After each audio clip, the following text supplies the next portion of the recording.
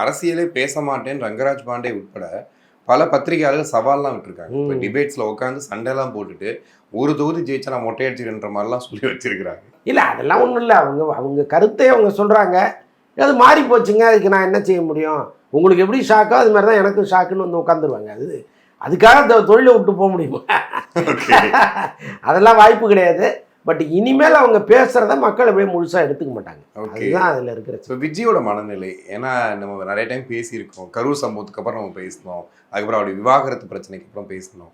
எல்லாத்துலேயுமே அமைதியாக சைலண்ட்டாகவே இருந்த ஒருத்தர் இன்னைக்கு இவ்வளோ அன்பு கொடுத்துருக்குறாங்க. இன்னைக்கு இவரை போய் முதலமைச்சராக உட்கார வைக்கிறதுக்கு அவங்க போராடி இருக்காங்க. அவர் எப்படி நினச்சிட்டு? கட்டாயமாக அவருக்கு ஒரு கால்குலேஷன் இருக்கும். அது இல்லாமல் அவர் வந்து இவ்வளவு தூரம் அவர் ஸ்பீச்சில் கான்ஃபிடென்ட், ரொம்ப கான்ஃபிடென்ட்டாக பேசினார். அவர் இந்த கடுப்பு கணிப்பெல்லாம் நம்பாதீங்கன்னாரு.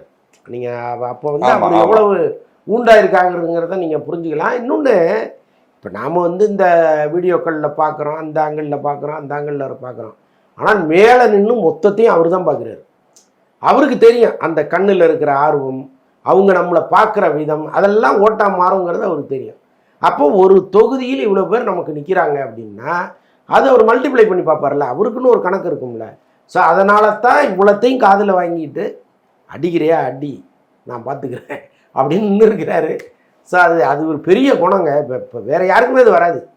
இப்போ ஒருத்தரை பார்த்து இழிவாக தொடர்ந்து எதையாவது ஒன்று கட்டுக்கதைகளை உருவாக்கிட்டே இருக்கிறது ஒன்றும் இல்லை. இப்போ 4ஆம் தேதி ரிசல்ட்டு, 3ஆம் தேதி அவர் ஆஸ்திரேலியா போகிறாருன்னு கிளப்பி விட்டாங்க. யார் போவா? அது ஒரு பெரிய செய்தியாக மாறுது. 3ஆம் தேதி விஜய் ஆஸ்திரேலியா போகிறாராம், அவர் கூட திரிஷா போகிறாங்களாம் அப்படின்னு கிளப்பி விட்டாங்க.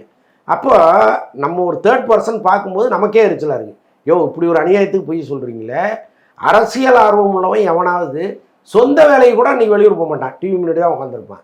இவ்வளோ பெரிய கட்சி ஒருத்தர் நடத்திட்டு எப்படி ஆஸ்திரேலியா போவார்? இது கூட நீங்கள் வந்து புரிஞ்சுக்காமல் ஒரு செய்தியை வெளியிடுறீங்கன்னா இது நியாயம் இருக்கான்னு நம்ம நினச்சோம். அவர் எவ்வளோ நினச்சிருப்பாரு, எவ்வளோ கோபம் வரும். அதுக்கெல்லாம் சேர்த்து தான் இந்த மக்கள் வந்து ஒரு பெரிய கறி எடுத்து ஊடகங்கள் மேலே பூசியிருக்காங்க. நான் சொல்கிறது என்னென்னா, இந்த கரியை எதிர்கட்சிகள் மேலே பூசினாங்க, ஏற்கனவே ஆளுங்கட்சியாக இருந்த கட்சி மேலே பூசினாங்க அப்படிங்கிறதெல்லாம் விட்டுருங்க.